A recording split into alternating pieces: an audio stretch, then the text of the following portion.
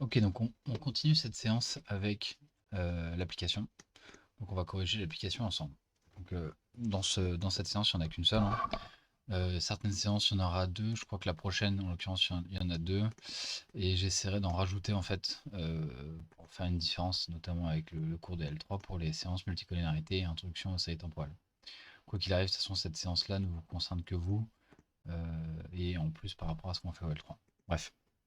Donc, on va utiliser un fichier HEXLS, donc un fichier Excel, qui contient des données donc, pour l'année 1998. Donc on va se mettre dans une situation de cross-section, de coupe instantanée.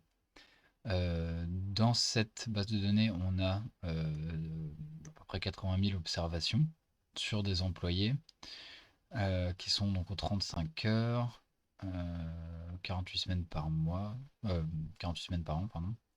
Ok, bon, ça, on s'en fiche un petit peu. Voilà, donc la source pour cette base de données vous est donnée ici. Et donc, qu'est-ce que contient cette base de données? On a une variable female qui, qui vaut 1 quand l'individu est une femme et qui vaut 0 quand l'individu est un homme. HE, donc average hours earnings, donc ça va être le salaire moyen horaire. L'âge, donc c'est l'âge de la personne qui est considérée. Et bachelor, c'est une variable qui indique le niveau d'études de la personne, de l'individu.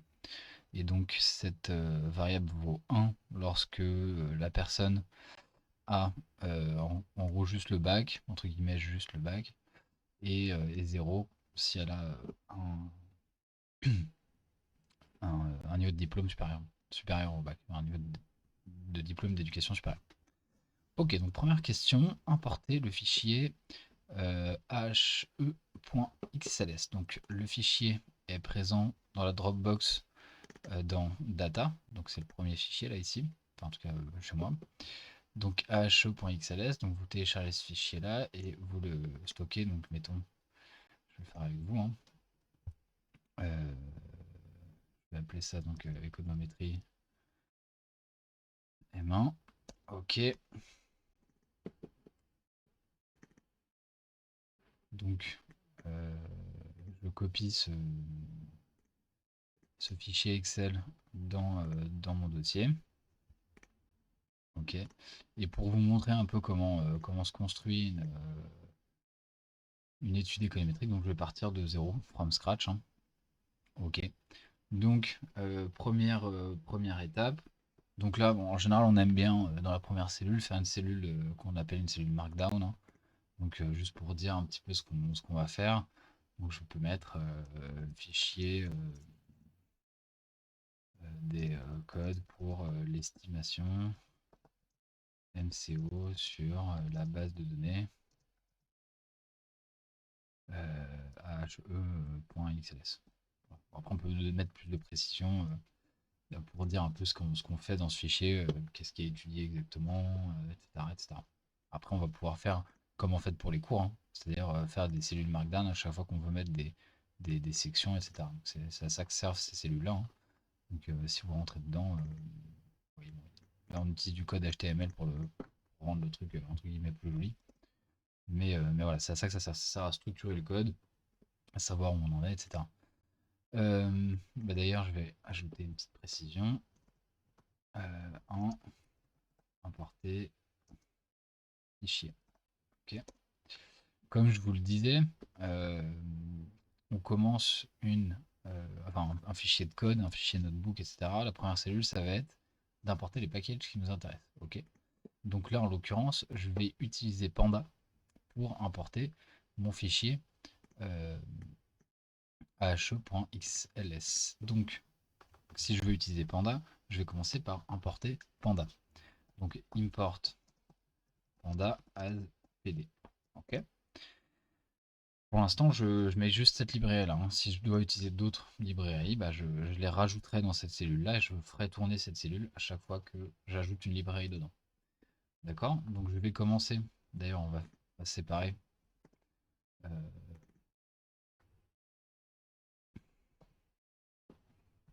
on va mettre 0 librairie pour l'étude. Ok. Et donc là, c'est la question 1, importer le fichier. Donc on va procéder un peu comme on avait fait dans la partie sur Panda. On va définir le chemin d'accès vers notre fichier. Donc sur PC en tout cas, vous allez récupérer le chemin d'accès ici. C'est une chaîne de caractères qu'il faut définir. Et il faut penser à changer les anti-slash par des slash. Okay.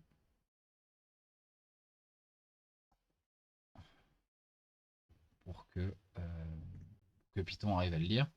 Et je vais rajouter un slash à la fin, puisque du coup dans la fonction d'importation, je mettrai path plus le nom du fichier que je veux importer. Donc là je vais définir le data frame qui va contenir mes données. Et donc j'appelle la fonction de Panda read Excel. Ok, c'est bien un fichier Excel que je cherche à importer. Hein. Ok, XLS. Et en argument, je mets donc mon chemin d'accès plus le nom du fichier en chaîne de caractères he.xls. Attention à bien avoir la bonne extension pour le fichier. C'est pas XLSX, c'est pas TXT, c'est pas PKL ou ce que vous voulez, c'est XLS. D'accord? Ok, et pour vérifier que j'ai bien importé mon fichier, j'affiche les premières lignes de mon data frame. Et donc là, j'ai bien un fichier. Donc là, il a créé une colonne d'indices. J'ai mon salaire moyen horaire. J'ai mes variables bachelor, female et age. D'accord? Donc voilà, tout simplement pour la question 1. Question 2. Tracer le salaire en fonction de l'âge. Alors, déjà là, je peux faire donner un titre à mon fichier de code. Je vais l'appeler étude salaire moyen. Ok. Donc deuxième question. Donc là je fais une cellule markdown. Hein. Deuxième question. Salaire en fonction de l'âge. Ok. Donc la manière la plus directe de faire ça, c'est de faire df. Là je vais sélectionner les variables qui m'intéressent. Donc le salaire HE en fonction de l'âge. D'accord. Et de faire .plot. D'accord. Et sauf que voilà, ça me donne un truc un peu bizarre, c'est pas très beau. Et visiblement, il va falloir faire autre chose. Alors, je peux essayer de séparer les deux, mais ça me donne la même chose. Là, nécessairement, il va falloir que je trouve un autre moyen pour plotter tout ça. D'ailleurs, comme on va faire du graphique, on va importer la fonction, enfin le package matplotlib. Donc, import matplotlib.pyplot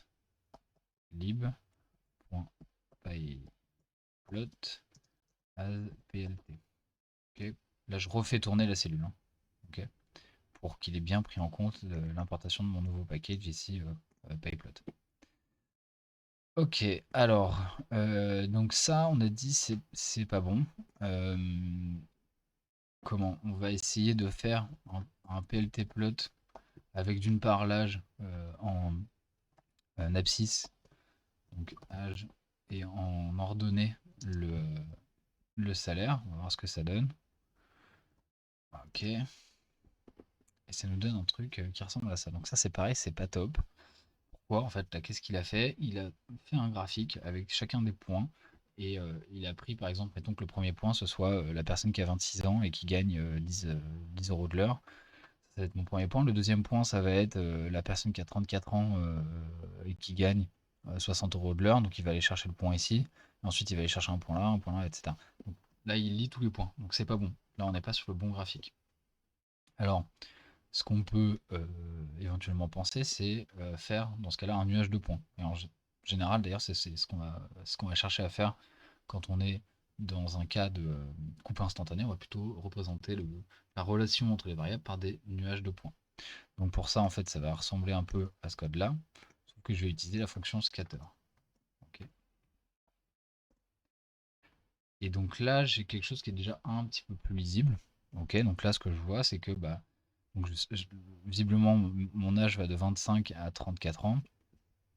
Et voilà, j'ai un truc qui évolue, mais sauf que comme On a tous les points, tous ceux on a, disons, le niveau de salaire de tous ceux qui ont 25 ans ici, tous ceux qui ont 26 ans ici, etc., jusqu'à 34 ans.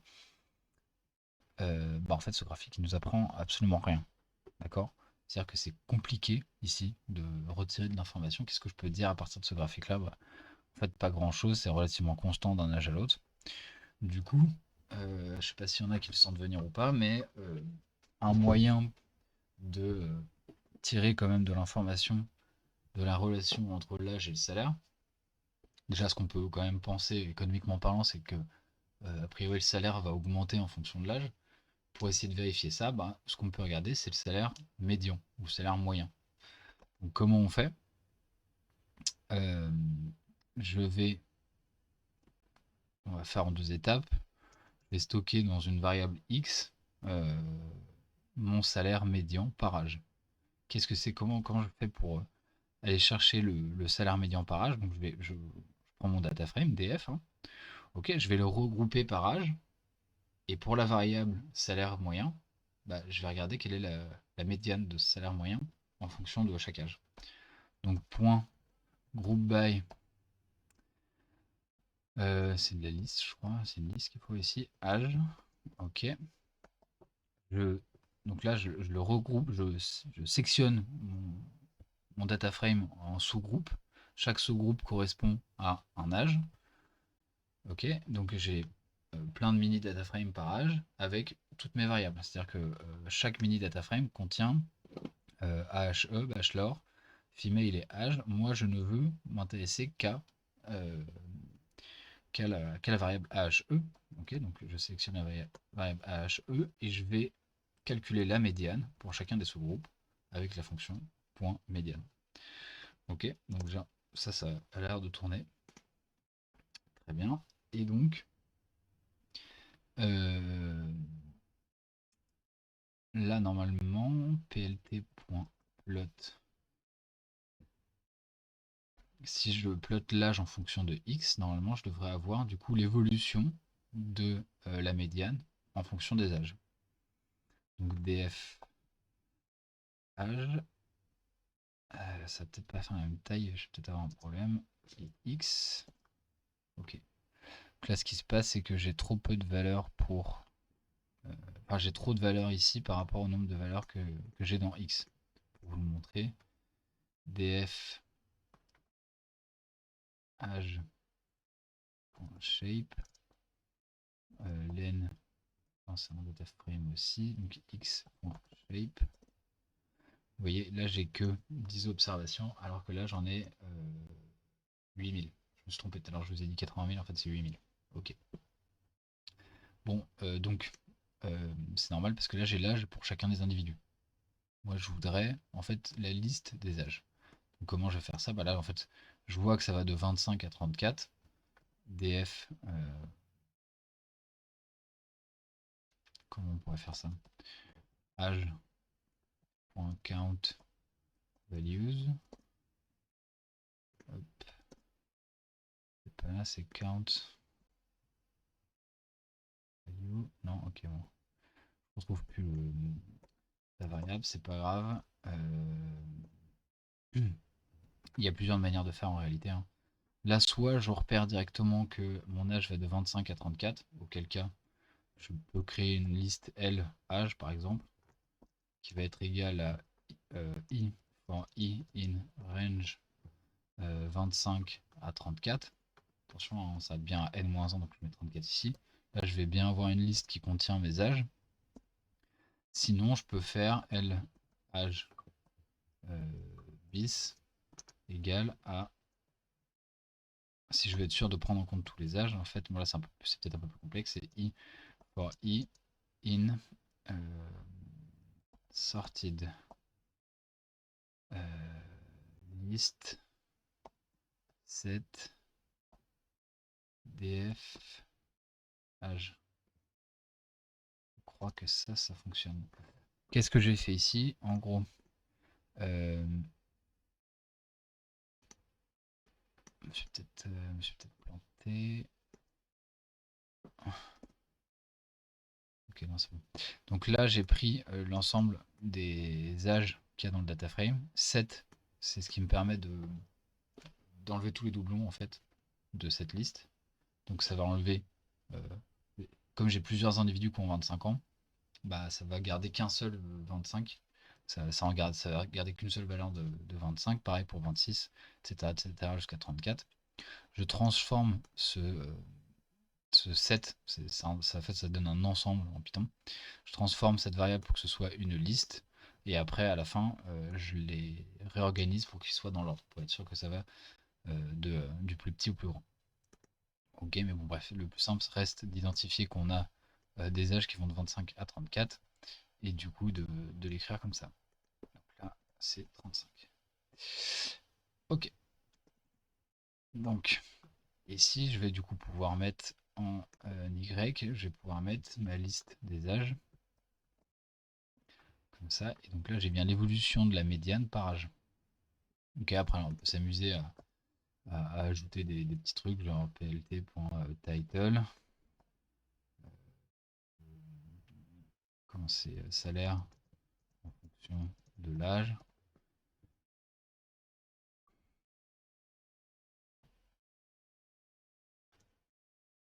Ok, donc là il m'a rajouté le titre, on peut rajouter des noms pour les axes, etc. Euh, voilà, bon, ça c'est une manière de répondre à la question. Euh, et c'est une question plutôt intéressante parce que du coup, bah, vous voyez, en fait là on a un peu galéré à trouver la bonne manière de représenter les données qu'on cherche à représenter. Je vous ai dit, généralement en, euh, en coupe instantanée, on fait des nuages de points. Mais les nuages de points, ça a le défaut que bah, quand on est sur des données discrètes, de type 0, 1, ou bah, là, l'âge, en fait, on passe de 25 à 26, il n'y a pas de continuité entre les deux. Bah, les nuages de points vont regrouper les points de façon. euh, Faire de sorte que c'est difficilement interprétable.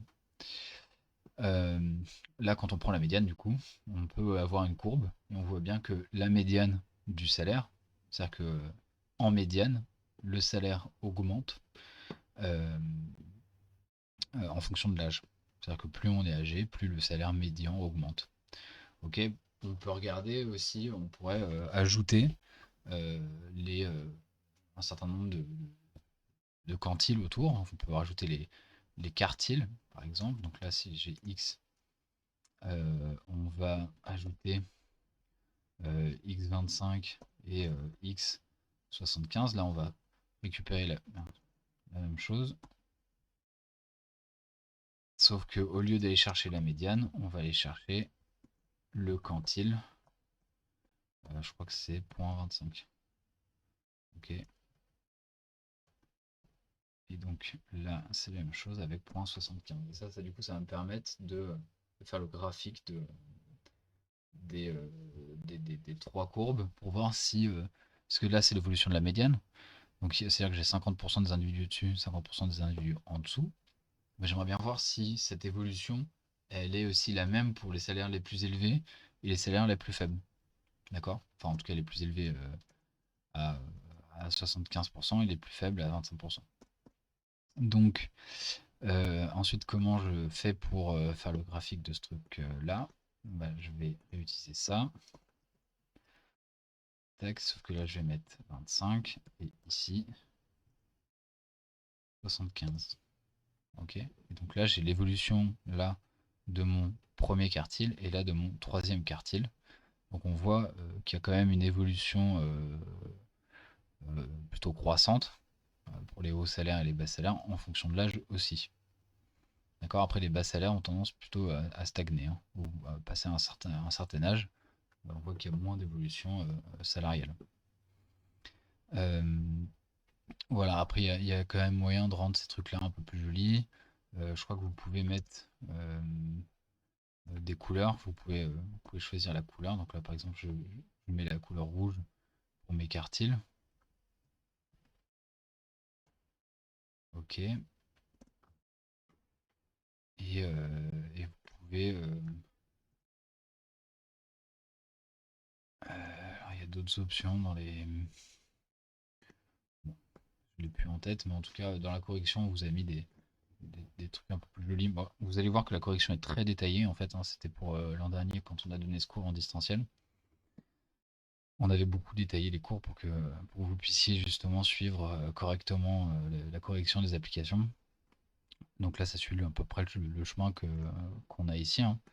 Et vous pouvez, in fine, on avait proposé ce graphique-là, où on voit bien du coup les différentes évolutions. Enfin bref, voilà, après, ça c'est de l'esthétique. Là, en fait, toute l'information est déjà contenue ici, hein. Ok. Alors, question 3. Calculer la corrélation entre le salaire et l'âge. Donc, cellule Markdown, 3, corrélation, âge, salaire. Donc, a priori, on s'attend à quelque chose de plutôt positif, hein. df.core. Ok, donc là, je vais avoir les corrélations entre toutes les variables de mon data frame. Donc, c'est un data frame qui en ressort, mais c'est une matrice, hein, qui est symétrique. Nous, ce qui nous intéresse du coup ici, c'est la corrélation entre le salaire et l'âge. Et donc, on a bien une corrélation qui est positive, qui est peut-être un peu plus faible que ce qu'on aurait pu attendre. Quand on regarde ce graphique-là, en fait, c'est normal, c'est parce qu'en fait, ça cache un certain nombre de disparités quand même au sein de l'échantillon. Donc, c'est normal que la corrélation soit pas non plus ultra positive. D'ailleurs, ce qui est intéressant de noter ici, c'est la corrélation positive entre le niveau d'études et le niveau de salaire. Donc, je pense qu'il y a une erreur du coup dans l'énoncé d'ailleurs.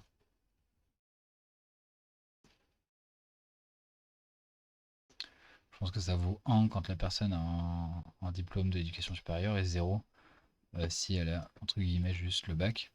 Puisque comme il y a une corrélation positive, ça voudrait dire que plus le niveau d'études est élevé, plus le salaire est élevé aussi. Ok, et donc visiblement on pourrait se dire que l'âge a un impact positif sur le salaire, mais on peut s'attendre à ce que le coefficient qui sera associé à la variable éducation en fait sera plus important que le coefficient associé à l'âge. Et ensuite pour ce qui est du genre, là on observe qu'il y a une corrélation du coup négative. Donc là, ce qu'on peut présupposer, ce qu'on peut pressentir par rapport à au résultat d'un modèle de régression entre le salaire et le genre, bah, c'est que le salaire diminue en fonction de la variable du genre, qui vaut 0 quand on est un homme, 1 quand on est une femme. Donc ça veut dire que, en gros, quand on est un homme, on gagne plus. D'accord? Et inversement, quand on est une femme, on gagne moins. Donc ce qui serait euh, assez attendu, ça serait assez représentatif des inégalités hommes-femmes qu'on peut observer. En plus de ça, c'est une base de données qui a 22 ans maintenant, donc ce serait finalement pas si surprenant qu'on ait cette inégalité-là. Ok. Voilà. Bon, alors là, du coup, pour répondre à cette question, c'était assez simple, hein. Question 4. Faire une représentation graphique du salaire par genre. Justement, on vient de remarquer ici, là, dans notre déroulé d'analyse économétrique, on vient de remarquer que potentiellement il y a une inégalité homme-femme. Là, s'il n'y avait pas d'inégalité homme-femme, là, on aurait un coefficient qui serait nul. Okay, s'il y avait une inégalité homme-femme en faveur des femmes, on aurait un coefficient qui serait positif. En l'occurrence, ici, on a un coefficient négatif, donc inégalité homme-femme, a priori, et en défaveur des femmes. Donc on va essayer de se représenter graphiquement cette intuition. Alors, cellule Markdown, 4, histogramme, salaire par genre.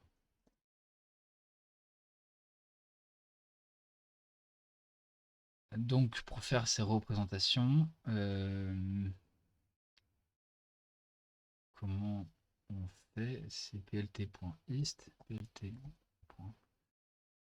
je crois, de mémoire. Et après, s'il n'y a qu'une seule variable à mettre, je pense, si je mets HE. Ok, donc là j'ai l'histogramme des salaires de manière générale. Alors il y a moyen de diminuer la taille de chacune des barres. En fait, c'est avec l'option bins. Si je mets un bins égal à 50 par exemple, Ok, et pour éviter tous ces calculs-là, en fait, il faut penser à mettre plt.show. Ça évite de nous afficher toutes les données qu'il a créées. Alors, maintenant, ce qu'on aimerait bien faire, c'est ce graphique-là, mais en le différenciant homme-femme.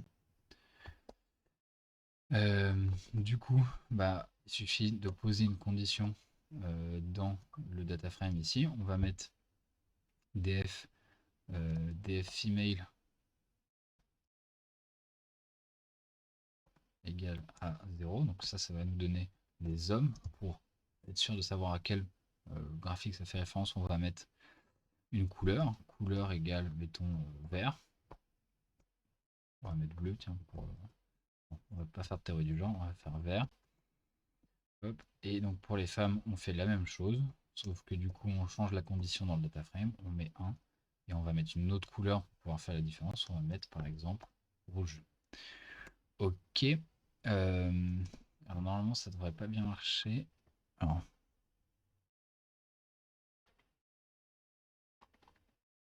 ok, il connaît pas.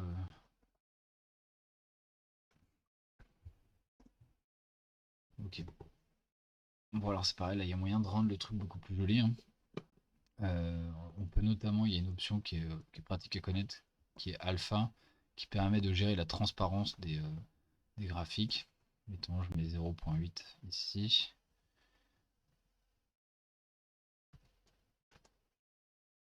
Voilà, vous allez vous rendre compte de ce que ça donne. Pas forcément d'ailleurs. Si je fais 5 et 5, soit plus visible. Voilà. Donc ça rend un peu plus transparent, donc c'est peut-être un peu plus lisible.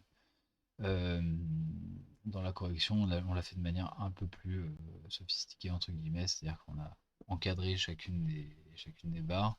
Vous aurez remarqué qu'on utilise une option qui permet d'avoir une grille dans les graphiques, ce qui est juste une forme d'esthétisme, mais qui est assez pratique, donc c'est cette option-là. Donc pour ça, il faut importer le package Seaborn. Donc toujours, hein, quand on importe un package, on revient à la première cellule. Ok, Seaborn. Et donc, si on veut l'option qui permet d'avoir une grille sur les graphiques, il suffit de mettre sns.setStyle. Donc, ça va définir le style des graphiques. Dark grid, donc c'est pour avoir quelque chose de grisé avec une grille. Donc, par exemple, si je refais tourner ça, on a bien une grille qui s'est mise derrière. Là, pareil, donc c'est un petit peu plus esthétique et peut-être un peu plus lisible. Là, pareil. Ok, donc voilà. Ouais, petite option importante aussi à gérer, plt.fig size, et entre parenthèses, vous mettez la taille du graphique. Donc ça, je crois que ça doit être la longueur, et en deuxième, la hauteur. Ok, je me suis trompé.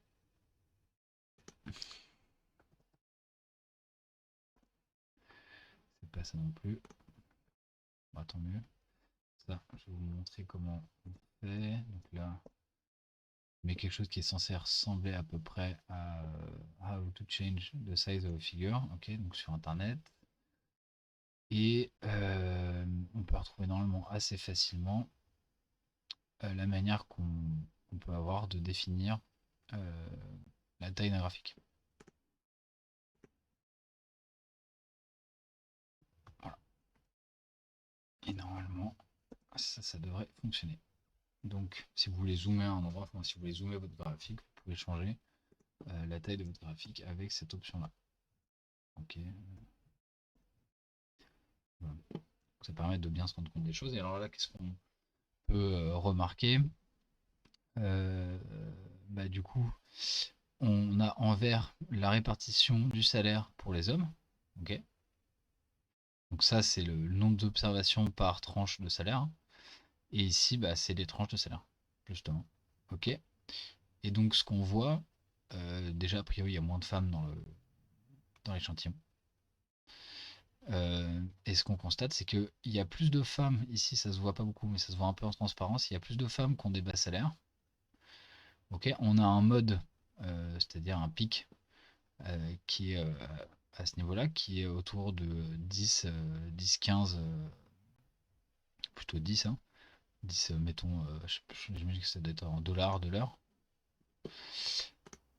Et le mode des hommes paraît un petit peu plus à droite, légèrement, hein, peut-être à 11-12 euros de l'heure. Donc en moyenne, les hommes sont un peu mieux payés, mais pas beaucoup mieux. Par contre, il y a beaucoup plus d'hommes pour des salaires plus élevés. Plus les salaires sont élevés, plus la proportion des hommes est supérieure à celle des femmes. Et ce qu'on voit, c'est que pour les salaires les plus élevés, là, il y a carrément une sous-représentation des femmes, il n'y a que des hommes. D'accord? Donc ça confirme notre intuition selon laquelle il y a une inégalité homme-femme en faveur des hommes. Euh, voilà, pour l'entreprise en tout cas qui est sélectionnée. Je ne sais pas si c'est dit ou pas. Non. Voilà. Donc visiblement une inégalité homme-femme en 98 pour l'entreprise ou les entreprises en tout cas qui ont donné des informations pour leurs salariés. Ok, donc question d'après. Question 5. Donner les 5 statistiques descriptives, à savoir le nombre d'observations, le min, le max, la moyenne et l'écart type pour les salaires regroupés par genre. Ok, donc comment on fait ça? Là, on fait appel encore une fois aux fonctions préintégrées de Panda.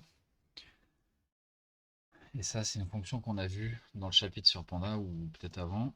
Il y a la fonction .describe qui permet de nous donner du coup toutes ces statistiques. Et donc pour l'avoir par genre, il suffit de faire un group by, je pense.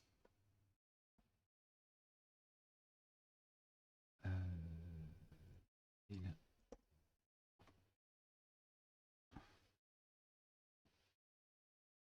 la question c'est sur le salaire juste. Donc tac, ici on contraint le group by à n'afficher que les statistiques descriptives concernant le salaire, à savoir HE. Ok, et donc là pour les hommes, j'ai mes statistiques descriptives. Pour les femmes, j'ai également mes statistiques descriptives. Et donc là, il y a quelques informations qu'on avait ici dans l'histogramme et dans la table de corrélation qui viennent se confirmer là. C'est-à-dire que le salaire moyen pour les hommes est supérieur, il est à 17, alors que pour les femmes, il est à 15. On a plus d'observations effectivement pour les hommes que pour les femmes. On en a 4700 quasiment contre 3300 pour les femmes. On a un écart type plus grand, ok. Le min est inférieur pour les femmes. Le max est en revanche supérieur pour les hommes. Donc tout ça, c'est des choses qu'on avait vues ici. Ok, qui se confirment du coup.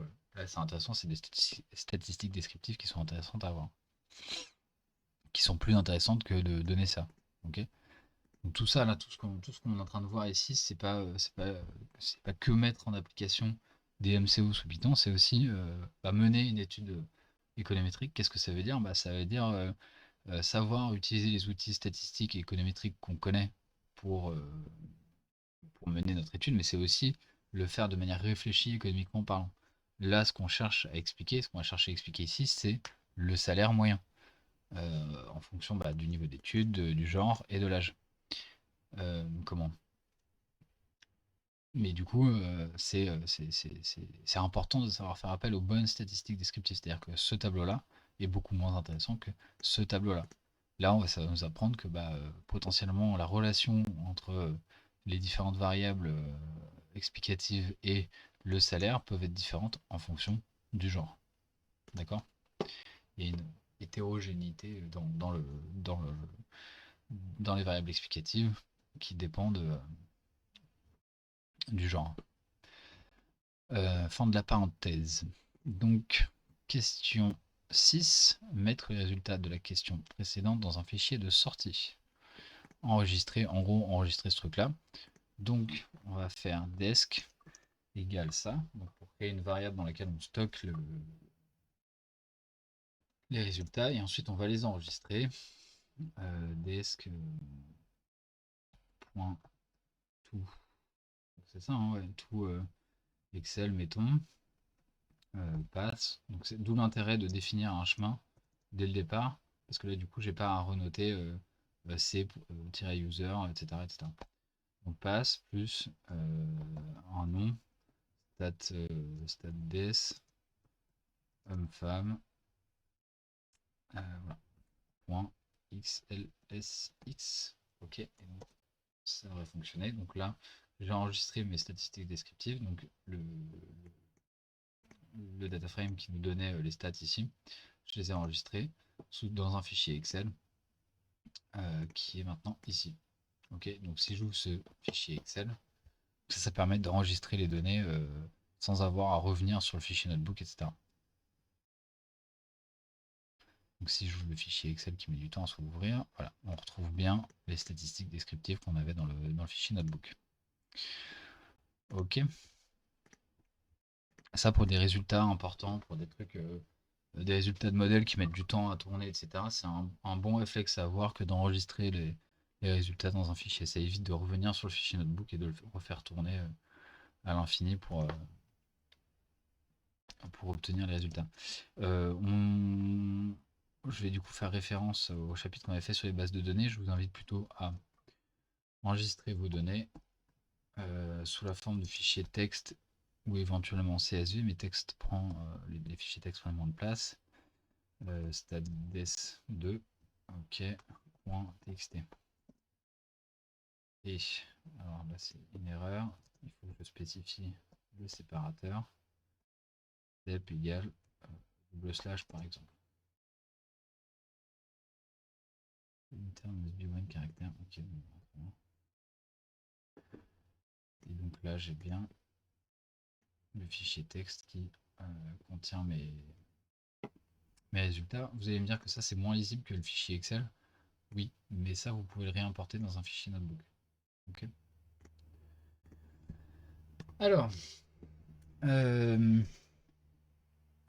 donc ça c'était la question 6. Très bien. Question 7 fait la régression MCO de AHE, donc la variable expliquée sur bachelor et âge, et une constante. Ok, commenter la significativité globale de chaque variable. Donc, alors je crois que là il y a une astuce dont on n'a pas parlé dans la partie cours pour avoir la constante.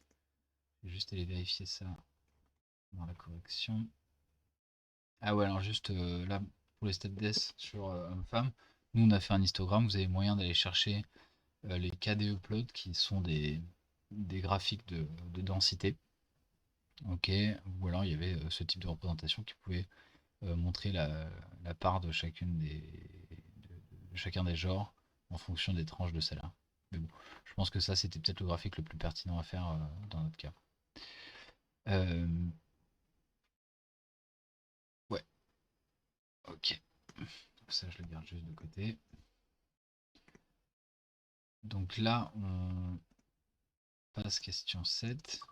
Estimation MCO. On peut se permettre de préciser le modèle qu'on est en train d'estimer. On fait AHE égale à alpha plus, d'ailleurs je vais essayer d'écrire un peu proprement, alpha plus bêta 1 bêta 1 bachelor plus bêta 2 âge plus un terme d'erreur. Ok.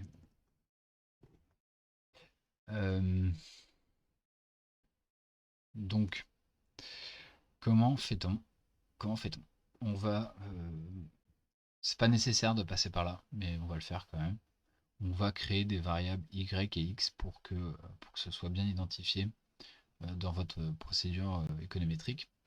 Commencer par la variable expliquée. Donc la variable expliquée y, c'est le data frame qui ne contient que AHE, d'accord. Et la matrice x des variables explicatives, c'est donc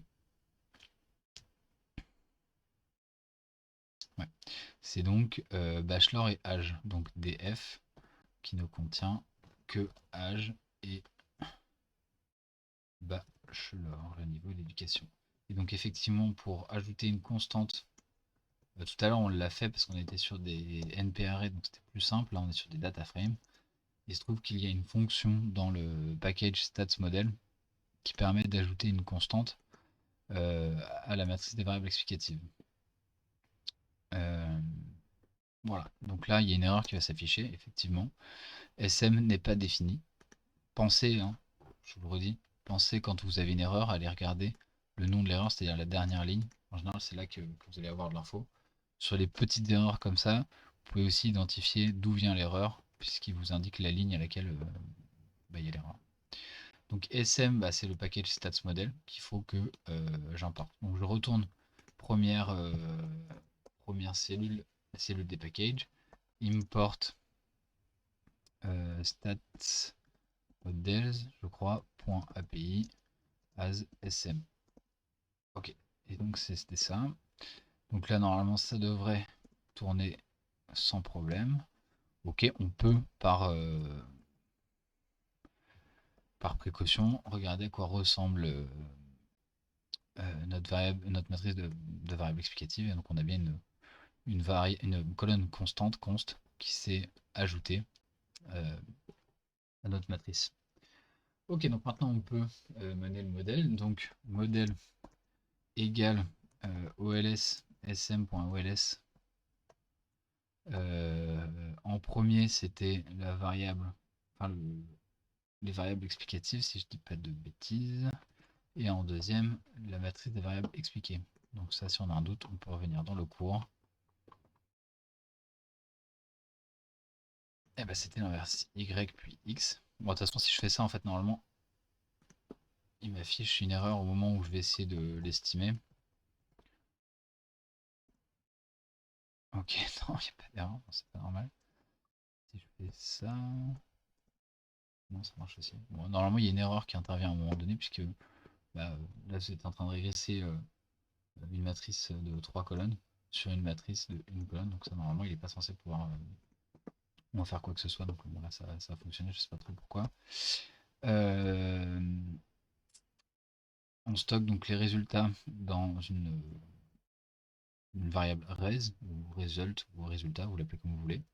Et res.summary devrait nous donner le tableau qu'on avait tout à l'heure euh, avec toutes les informations qui nous intéressent. Notamment, donc on a bien la variable dépendante qui est le salaire moyen, la méthode d'estimation, enfin le modèle est un modèle de type OLS, donc MCO. La méthode d'estimation sont les moindres carrés. On a 7986 observations, degré de liberté du coup 7983, etc. etc. Ok. On a un R carré qui est à 0,159.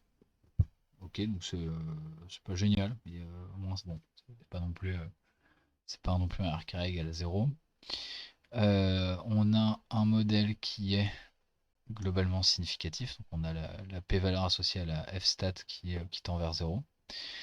Et ensuite, dans le modèle en tant que tel, on a nos variables explicatives, nos variables d'intérêt qui sont significatives, la constante qui est non significative.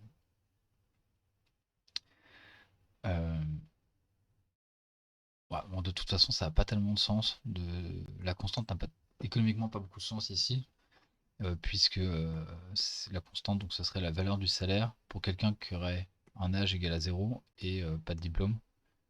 Enfin, qui aurait à la fois un âge égal à 0 et un bachelor égal à 0, c'est-à-dire un bac. Donc bon, la constante n'a pas vraiment de sens ici, elle est principalement là pour qu'on puisse respecter un certain nombre de propriétés des MCO, mais de toute façon, là, ce qui nous intéresse, c'est ces deux variables-là qui sont significatives au seuil critique de 1%. D'accord. Elles sont positives toutes les deux. Donc plus le niveau d'études est élevé, plus le salaire est élevé, et plus l'âge est élevé, plus le salaire est élevé également. Ok, et là on retrouve l'intuition qu'on avait en regardant les corrélations, c'est-à-dire que le coefficient associé au niveau d'études est supérieur au coefficient associé à l'âge. Donc le niveau d'études a un impact qui est plus important que l'impact de l'âge. Ok. Et maintenant, on nous demande de faire cette même régression en fonction du genre. Question 8, faire la même régression en fonction du genre commenté. Hop. 9 MCO par genre. Ok, donc là ce qu'on va faire c'est que on va redéfinir à chaque fois nos variables, nos matrices de variables expliquées et explicatives en les contraignant à ne contenir que les hommes ou que les femmes. Donc là je pourrais faire un truc comme ça, 9.1 femmes, ok, et 9.2 hommes. Tac, donc ici je contrains mon data frame à ne contenir que les femmes, donc je pose la condition female égale 1. D'accord. Donc là je peux copier-coller cette condition pour pas avoir à la réécrire à chaque fois. Je la mets juste ici. Hop. Et après pour les hommes ça va être la même chose sauf que je mets un 0 dans ma condition.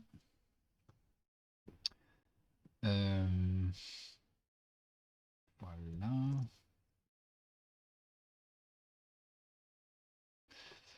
Commenter, commenter, commenter.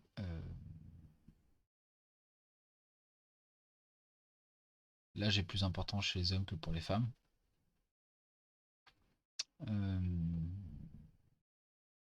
Voilà, mais sinon dans les deux modèles les variables sont significatives. Les modèles sont globalement significatifs dans les deux cas. Je sais plus trop ce qu'il fallait dire là-dessus, mais bon, de toute façon, de toute façon la vidéo commence à être un peu longue, donc on va s'arrêter là. Mais vous avez des commentaires hein, dans la correction des applications. Donc si jamais il y a des choses que vous n'avez pas bien compris dans cette vidéo, vous pouvez retourner sur la correction de l'application à l'écrit hein, et regarder les commentaires. On a fortement commenté les corrections d'application. Je vous l'ai dit, c'était pour les cours en distanciel de l'an dernier. Voilà, donc je vais pas m'attarder beaucoup plus longtemps. Là, juste les messages Markdown sont très pauvres, hein, il n'y a pas grand chose dedans, donc je vous invite, si jamais vous voulez commencer à faire un petit peu vos propres fichiers de code, à remplir ces fichiers pour que ça ressemble à quelque chose d'un peu plus structuré. Voilà, bon, j'espère que ça vous a plu, parce que là c'était du coup notre première application colorimétrique en Python. Donc vous avez vu, hein, c'est pas juste appliquer des modèles, on passe par de la statistique descriptive, on va regarder un petit peu comment se comportent les données, on essaie de comprendre les données, on va fouiller dedans, on essaie de savoir ce qui se passe économiquement aussi, avant de mener des régressions, linéaires, non linéaires, etc. C'est d'ailleurs ce qu'on fera aussi, on passera par pas mal de stats descriptives quand on s'intéressera à la violation des hypothèses, donc hétérocédacité, autocorrélation et multicollinéarité. Voilà, donc si vous avez des questions, encore une fois, n'hésitez pas à nous contacter sur le Discord, n'hésitez pas à nous envoyer des mails, on vous répondra, c'est pas parce que les cours se passent en distanciel qu'on ne reste pas disponible pour répondre à toutes vos questions. Donc j'espère que le format YouTube vous convient. Bon courage pour la suite, et, je vous ai dit donc, que les prochaines vidéos vont suivre assez rapidement normalement. A très bientôt.